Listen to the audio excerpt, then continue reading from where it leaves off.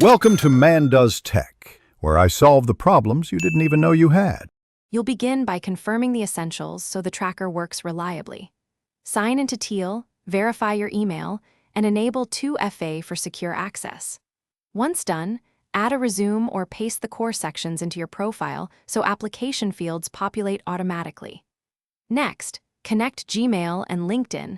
This pulls messages and job listings into one place and syncs deadlines to your calendar. These first actions save time later and prevent missed opportunities as you proceed. You'll now capture each application precisely so you can act fast. Add the job entry with company, role, source, status, and application date. This creates a single source of truth. Use tags like priority, location, and salary range to filter and focus. Once an application is logged, attach the exact resume and cover letter used so you can reproduce or tweak them later. Make calendar reminders and follow-up tasks. These keep momentum and increase interview conversion rates. You'll finish by converting activity into outcomes and safeguarding data.